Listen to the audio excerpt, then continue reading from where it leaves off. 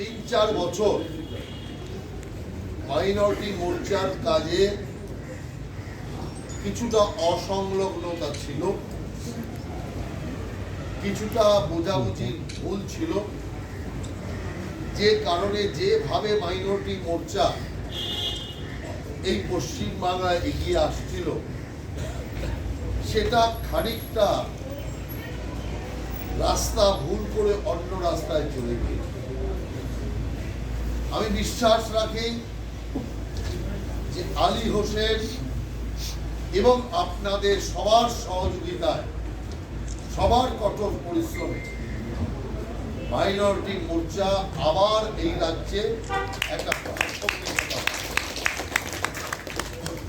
এবং আপনাদের সবাইকে আমি এটাই অনুরোধ করব, আজকের দিনে এই চ্যালেঞ্জ গ্রহণ করুন যে আমরা করে দেখাবো।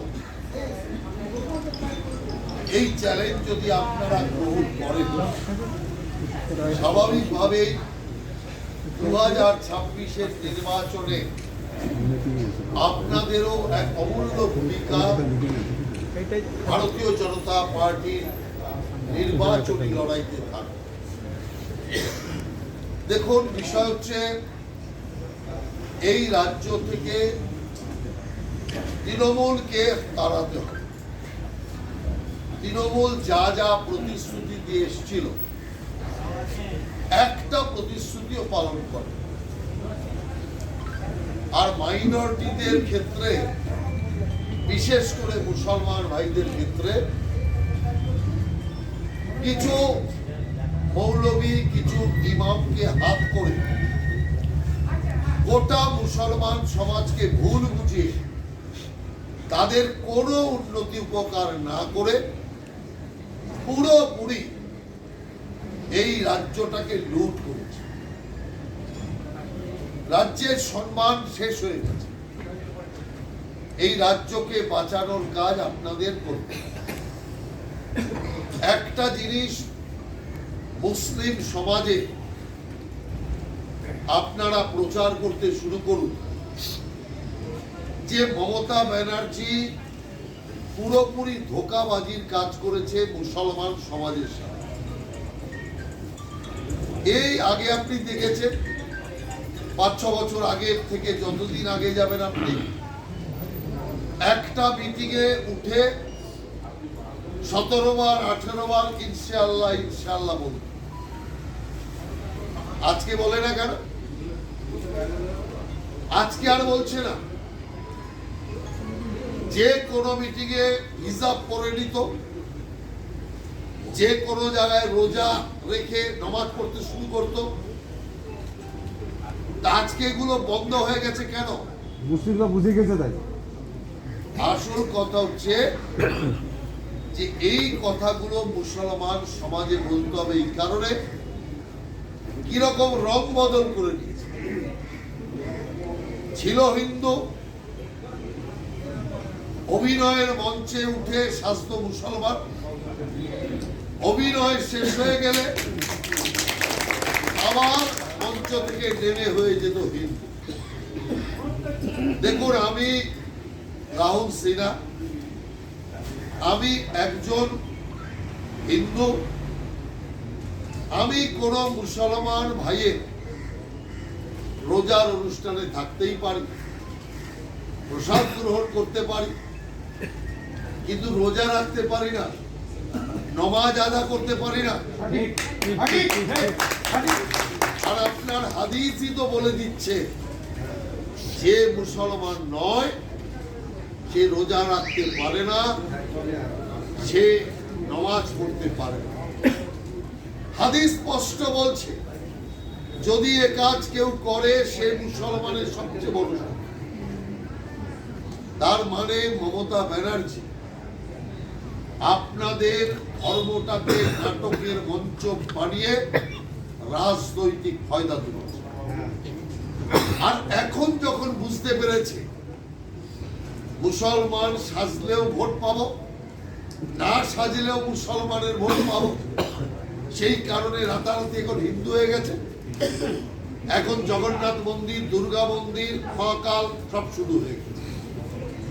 এই সহজ সত্যটা পরিষ্কারভাবে আপনারা বোঝান।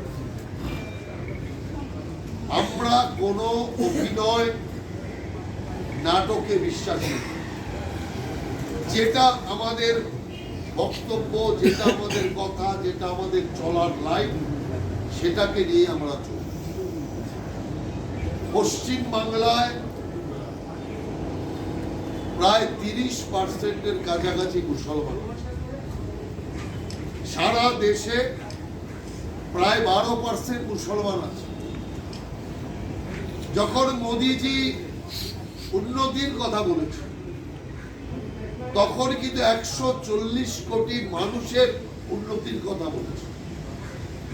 আমরা যখন উন্নতির কথা বলি, সারা পশ্চিম বাংলা প্রত্যেক মানুষের উন্নতির কথা বলি, সেখানে আমরা কোনো পার্সেন্টেজ বাদ দিই। সেই কারণে লক্ষ্য হচ্ছে বাংলার সার্বিক জনগণ। আর 30% মানুষের যদি উন্নতি না হয়, বাংলার উন্নতি হতে পারে? 30% অন্ধকারে রেখে গোটা বাংলা আলো হতে পারে? হতে পারে। সেই কারণের জন্য, এই ধোঁকাবাজি বন্ধ করার জন্য আপনাদেরকে মুসলিম সমাজের মধ্যে এই কথা, এই বক্তব্য প্রচারিত করতে হবে। মুসলমানরা কিন্তু আস্তে আস্তে বুঝতে পারছে, আরো বেশি বুঝতে পেরেছে যখন ওয়াকফ নিয়ে সবচেয়ে বেশি সরব হচ্ছে তৃণমূল কংগ্রেস বা মমতা ব্যানার্জি। ওয়াকফ করে মাথা খেয়ে ফেলেছে। আর দেখুন, সেই মমতা ব্যানার্জি ওয়াকফ আইনের লাস্ট ডেটে মুখে ঘোষণা করলে লোক জানতে পারবে, সেই কারণে ওয়েবসাইটে দিয়ে আইনটাকে লাগু করে দিচ্ছে। যে বলল আমি করতে দেব না, সে আইন লাগু করে। অতএব পরিষ্কার একটা জিনিস বুঝে নিন, এই হচ্ছে তৃণমূলের চরিত্র, মমতার চরিত্র। যে মানুষ খেপিয়ে শেষ পর্যন্ত সেই কাজই গোপনে করবে। আমরা এটা করি না। যেমন এসআইআর এলো, প্রথম থেকে বাধা, এসআইআর করতে দেব না। চারিদিকে এক কথা।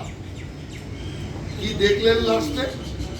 যেদিন থেকে এসআইআর চালু হলো, সবার আগে প্যান্ডেল খাটিয়ে ক্যাম্প বানিয়ে এসআইআর সহায়তা কেন্দ্র নিয়ে বসে। তাহলে যারা বলছে এসআইআর হতে দেব না, 5টা দিন পরে বস, তারা যেদিন থেকে চালু হয়েছে সেদিন থেকে বসে। তাহলে এ পার্টির মানুষের কাছে দেওয়া প্রতিশ্রুতির কি মূল্য আছে? আমরা প্রথম দিন থেকে বলে এসেছি, বাংলাদেশ থেকে যে মুসলমানরা চোরা পথে এখানে ঢুকেছে, তাদের আমরা অনুপ্রবেশকারী বলি। ব্রহ্মদেশ থেকে যে রোহিঙ্গা মুসলমানরা এসছে, তাদের আমরা অনুপ্রবেশকারী বলি। তাদের নাম ইলেকশন কমিশন ভোটার লিস্ট থেকে বাদ দিই এবং তাদেরকে আমরা নাগরিক স্বীকার করি। এরকম প্রশ্ন করে কেউ বলবে না ভোটের জন্য এটাও আছে ওটাও আছে, এ নোংরা নীতি আমরা করি। প্রথম থেকে বলে এসছি, যারা ভারতীয় মুসলমান হিন্দুর সমান মর্যাদায় এদেশে বাস করবে, এক চুলো কম বেশি হওয়ার কোনো জায়গা নেই। এটাই হচ্ছে আমাদের মূল কথা। ভারতীয় মুসলমান আর ভারতীয় হিন্দুর মধ্যে কোনো প্রভেদ নেই।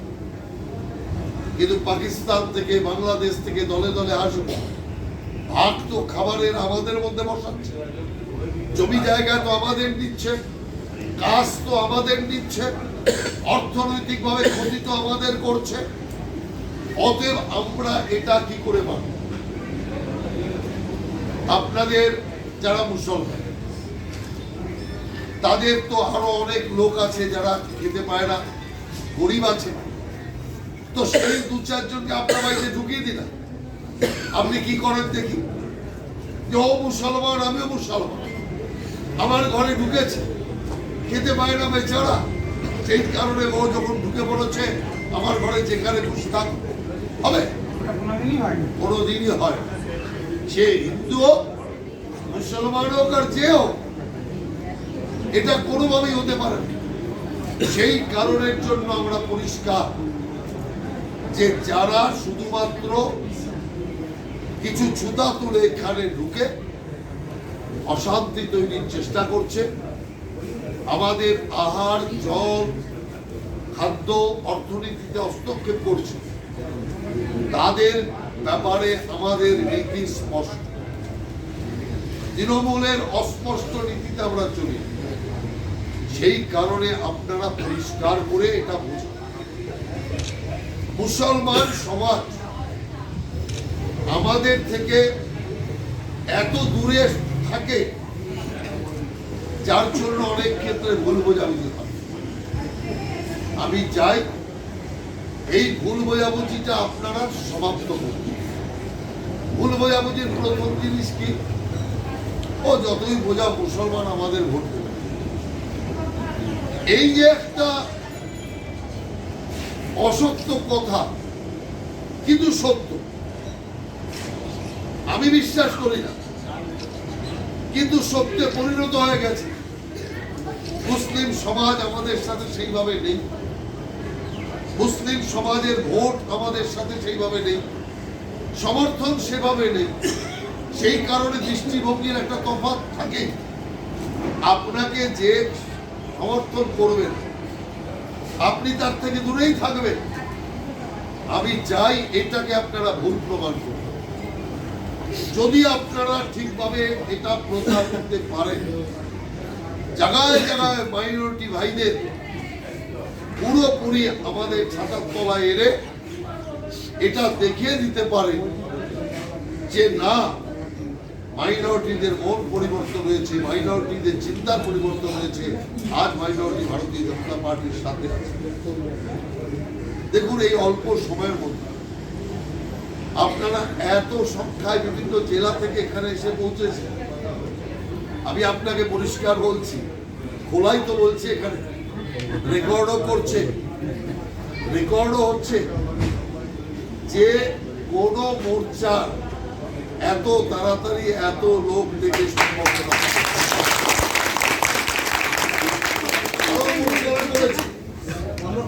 অতএব মাইনরিটি মোর্চা